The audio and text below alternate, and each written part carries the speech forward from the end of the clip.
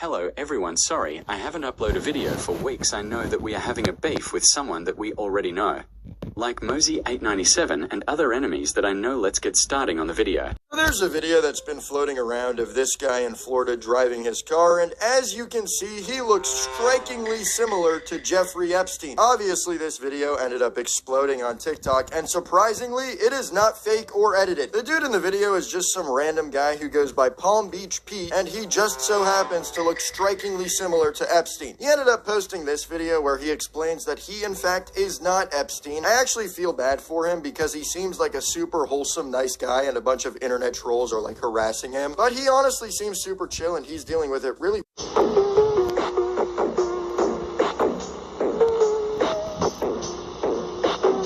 went to a couple of parties and Epstein was there. There is a lot of evidence that makes it seem like Palm Beach Pete and Jeffrey Einstein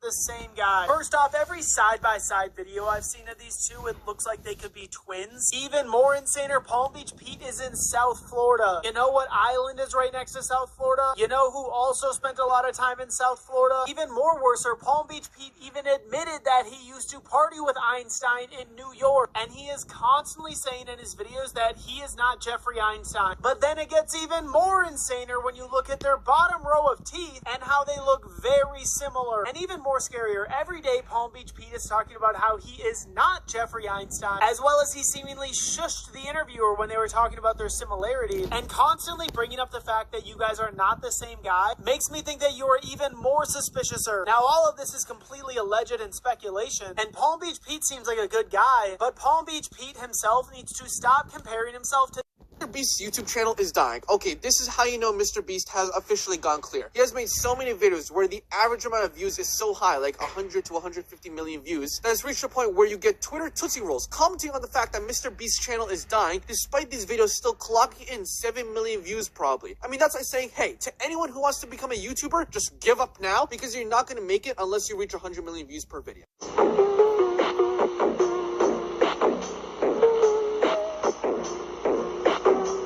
The iconic parallel landings at San Francisco International Airport are now a thing of the past. The FAA has officially banned side-by-side landings, even in clear weather, citing safety concerns. Aircraft will now be required to use a staggered approach instead, reducing how many planes can land per hour. To be more specific, arrival capacity is dropping from 54 flights per hour down to just 36. These restrictions are expected to remain in place permanently.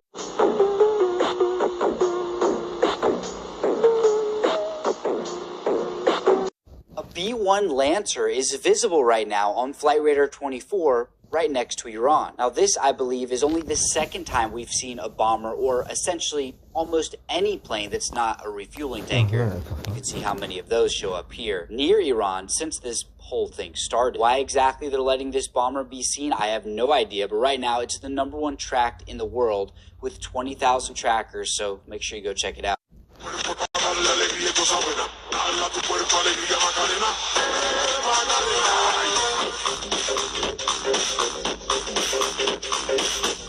So YouTubers are now getting their channels banned for simply using their voice. See, just a few days ago, a Minecraft Shorts creator had his channel suspended by YouTube for inauthentic content. But after looking into it, he was pretty shocked to find out the reason why. See, not too long ago, YouTube added a new feature where creators can reply to comments using their voice. And while this feature is great, it comes with a certain flaw. See, every time a creator replies to one of these comments, it counts as a video on their channel. And when this creator took time to reply to viewers, he ended up with hundreds of videos, which eventually caused YouTube to falsely flag his voice replies for repetitive content and demonetize his entire channel.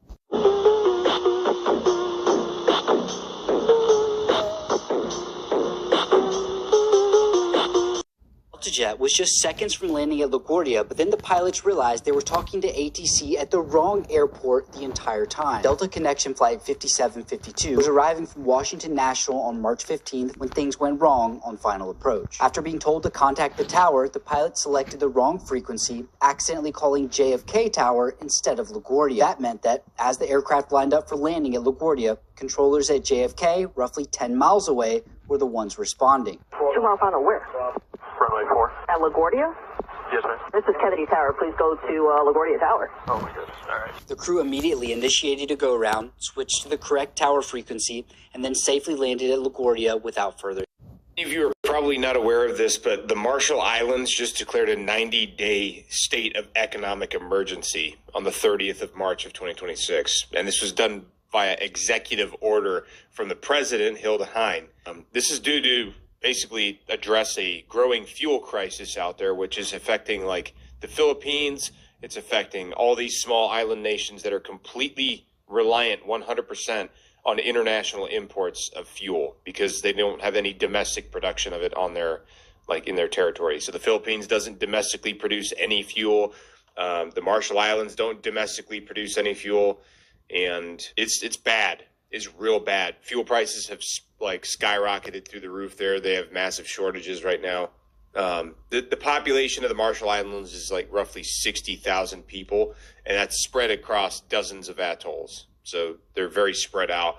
They're almost entirely dependent on imported fuel, food, building materials, and other essentials, and literally has no domestic energy production. This is the conflict that's going on in the Middle East right now, and the Strait of Hormuz being kind of like choked off has caused sharp rising prices for fuel across the entire world. But specifically, it's impacting these small island nations that they don't have any energy infrastructure to like produce anything. The declaration enacts several immediate steps to manage the crisis, including fuel rationing within specifically certain government agencies, salary freezes to help control public spending due to the rising costs, and then a formation of a recovery coordination committee to monitor the situation, as well as hold regular meetings and coordinate responses to it. This is one of the earliest and most visible national level reactions to the energy crisis that the conflict in the Middle East is causing all over the planet right now. And you gotta remember, like, the Marshall Islands GDP is approximately 290 million, which is very small compared to a lot of countries,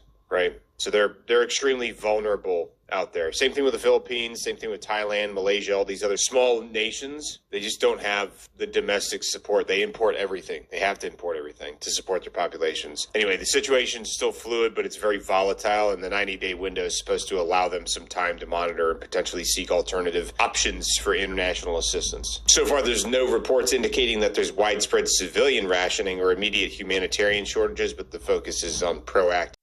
According to local reports, an Iraqi Air Force AN-32 Bravo military transport aircraft was damaged by a rocket attack on early March 30th of 2026 at Shahid Mohammed Allah Air Base, which is like the military adjacent section to Baghdad International Airport.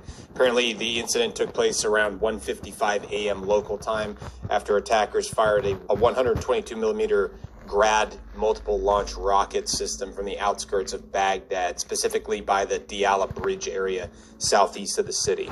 One rocket struck the aircraft's right wing while it was parked on the apron runway. Now, no human casualties were reported, and the Iraqi authorities, including the Ministry of Defense, confirmed the strike and noted that the damage assessment was still underway, as well as stating that the Air Force's overall combat readiness remained unaffected.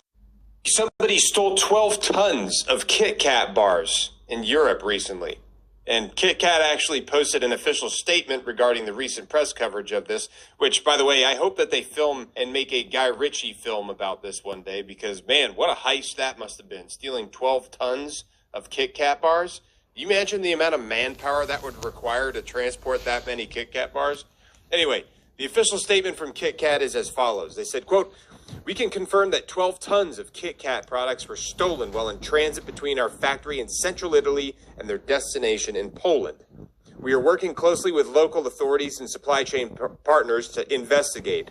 The good news, there are no concerns for consumer safety, and the supply is not affected. Thank you." Okay, another thing that's kind of noteworthy about this is the supply is not affected. How many tons of Kit Kat bars must there be stockpiled in order for their supply to not be affected by this 12 tons that was just stolen? What does that mean? You have just like, you know, a spare 100 tons of Kit Kat bars just laying around ready to ship out at any moment's notice? Anyway, like I said, I'm looking forward to seeing this Guy Ritchie adaptation of this one day. Đã mệt nhoài sương rơi đêm lạnh đầy vậy thì ai đưa em về đêm take me back home đường về cũng chẳng có xa đưa em về qua. We had an American journalist named Shelley Kittleson that was kidnapped in broad daylight in Baghdad, Iraq on the 31st of March of 2026. Iraqi officials state that she was abducted by unidentified individuals near a busy area near the Baghdad Hotel on Sadoun Street, and surveillance video that was released and verified by multiple outlets, including NBC News, appears to show her being pushed into a car forcibly, which was later seen speeding away after she was taken. The Iraqi Interior Ministry stated that security forces launched a search operation and arrested one suspect, seized a vehicle which reportedly overturned during an escape attempt, and they're continuing to pursue accomplices. Now, the U.S. State Department indicated that a suspect in custody has ties to Kataib Hezbollah, which is the Iranian-backed Shia militia group inside of Iraq. And some reports suggest that the abduction may have been linked to threats from Iranian proxy organizations that are in the region. Now, apparently, Kittleson had reportedly received multiple warnings about potential threats, including kidnapping risks, in the days leading up to the incident, with at least one warning the night right before. And she was based in Rome, but had extensive experience reporting in Iraq, Afghanistan, Syria, tons of other conflict zones. Now, Kittleson's a 49-year-old American journalist originally from Wisconsin with ties to Monticello, known for her freelance reporting all over the Middle East, including Iraq, Syria, Afghanistan. She's contributed to a bunch of different outlets, including Al Monitor, BBC, Politico, Foreign Policy, all kinds of stuff. And you know, the thing that's the most disheartening about this thing is that there was a press conference with the president yesterday on the 31st of March of 2026, and not a single reporter asked the president about this situation. Not one. You'd think that they would care a little bit more about somebody that's literally part of their peer group. And I didn't see a single one of them ask a question about her. So I really hope that they find her, because God forbid, man, she's in the possession of an extremist organization right now. Being a woman, it's not good. It's not good. So I hope they find her.